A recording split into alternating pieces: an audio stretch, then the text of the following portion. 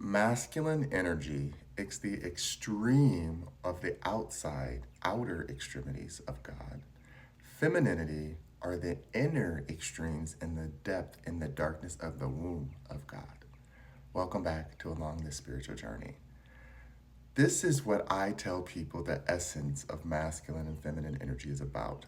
When I first started talking about this topic back in 2019, everyone looked at me like I was crazy and they thought that I was only talking about the genitalia and gestures. And I'm like, no, there's masculine and feminine energy that represents both sides of God, right? Because if God is all, then God is whole, but God also has fragments and halves and fractions of self.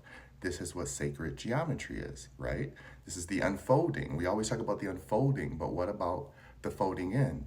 This is why we have people who see things from a spiritual perspective, an emotional perspective, and people who see things from a logical and rational world because they both coexist at all times interchangeably within the energy and spectrum of what God is or a universe. Whatever we want to call it, to me, when I say God, it's an energy. It's not a human being, it's not a deity, it's not anything that human has tried to depict or illustrate as God. God is simply energy. We know it exists because we live off of it. We drink it, we eat it, we breathe it, we need it, we study it, we research it, we make documentations and documentaries on it. We have scholars and educators and all these people who understand how science works. And they breathe and believe it and live it, and they still forget that that is still a part of source, spirit, universe that comes from a place of the unknown within the depths and the darkness of us to discover the bones and the relics and how we try to read things backwards, because that's all we're doing when we look at history. We're reading history backwards and trying to create a picture of it. What I have learned on my experience and journey in this world is that we humans are the feminine energy. As a species, we represent a feminine energy because we're soft and expressive and we're beautiful and we can create and all these things, and we come out of the world and we create. We're not like other animals. We've realized that. We're not giraffes and elephants and things that are huge and knock things over, and they're like giants in their world, right? They don't need all these guns and spears and stuff to try to take things down. They represent energy of the masculine in a larger scale that's still the feminine. This is why we talk about Mother Gaia and energy and all these things that interchange between what happens in the womb space. There's so many chemistries that are happening in the womb space. You're getting electric energy, muscular energy, skeletal energy, DNA and all this, and your hormones and secretions. This is all happening on the inside of the womb. This is why the womb is a place that people have to understand it is not for the weak. That's why when we've been having this battle against masculine and feminine energy, and why there's been a battle against feminine energy as it represents, right? Because the archetypes of femininity are the cisgender woman, are the trans women, are gay men, all these things are gay women, all of it all exists within the spectrum of femininity, right? But they're expressions of femininity because each expression of God has different elements that it has to exist in. The element of summer, the element of winter, the element of spring and fall. These are all seasonal things that are chemistries for the feminine. This is why they go with the moon cycles and the gestation periods and all that stuff, because it's literally changing chemical bodies all the time, daily, throughout ethers, space and time. This is what the feminine energy is about. The masculine energy is about foundation. Since the beginning of time, this thing has existed and it's created more strength, more foundation. It packs on itself and compounds on itself and compresses on itself, and it puts pressure on itself, and it becomes hardened and stiff and non-malleable because it needs to be that way. It has to be that way. This is the polarization of it. Remember, everything has a shell. Your TV has a shell. Your shoes are a shell for your feet.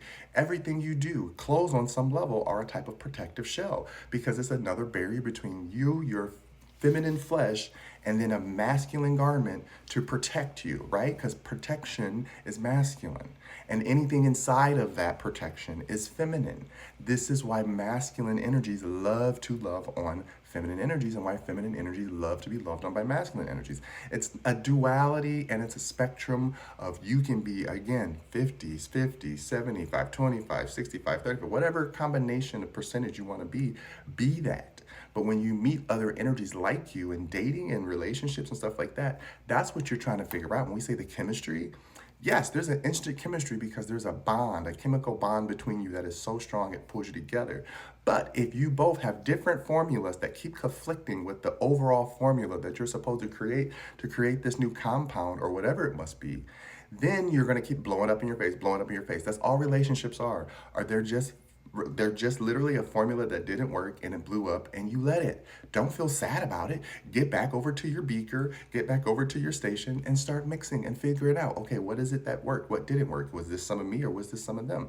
This is what masculine and energy genuinely are for. So the archetype of masculine energy is the cisgender man, the trans man, the gay man, but they're different spectrums of masculinity. I am still a man regardless of how people look at me because of my sexuality, right? I still have to go into the locker rooms, go into the patriarchal culture that's been deemed toxic, right? And I've learned how to survive in that, not only being feminine, but also masculine, because I realize these are hurt boys trying to hurt each other because they're so used to living in the hardness and the dryness. This is why it's not good to tell each other that we're not supposed to live in our feminine and masculine energy equally and fluidly. Because when I say equally, it's never going to be the same balance, right? It's just like a calibrator. It's not going to be the same balance, but the fluid doesn't change. It just recalibrates until you find the middle. That's it.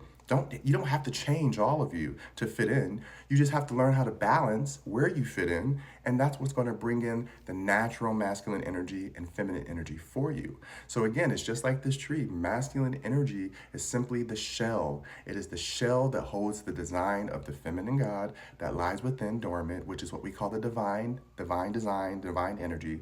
And then we have our sacred masculine, our divine masculine. And since I say sacred masculine because it's almost like a ruin. It's something you protect on the outside because it represents this feminine spiritual energy, right? We hold on to relics and stuff because they represent something that is spiritual, that reminds us of who we are. That's why we hold on to it and tell stories about it, and we reuse it to keep our legacy and our memory of who we are alive.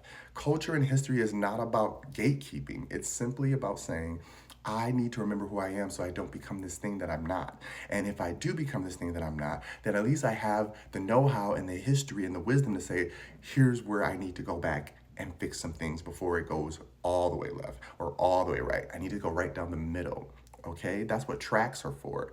You take these hard masculine tracks and you put it on the fertile feminine land and you follow it and you see where it takes you. And we get all these beautiful sceneries and we get to enjoy Mother Nature and we get to enjoy the physical man creation.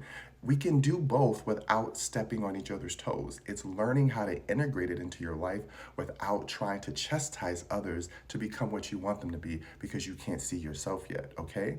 Remember, masculine is simply protection. It's a shell. However you design it, however you decorate it, is up to you. Feminine energy is simply the design, the energy that represents what it's going to become, the blueprint. Whatever you think you need it to be, you are the master creator. You are the master designer. We are manifestors. That's what that means. I can think a thought. That is a masculine process. But what comes to me, source energy, when you get that aha imagination moment, that is feminine energy, the creation energy. And that is the two halves of your brains connecting and speaking. And then they create this byproduct, this tertiary thing that is the child, the rebirth, what we call being born again. This is what we do all the time with fashion, looks, losing weight, taking care of ourselves, whatever, gaining in between. That's life. This is a vessel. The vessel will expand and shrink and whatever we do with it. But don't forget the essence of who you are. Masculine and feminine is both. We are both halves of God. God is the masculine extreme of the outer. God is the extreme inner world of the feminine. Together, this is how we create spirit and universe. Okay? I hope that makes sense. Love ya. Mwah.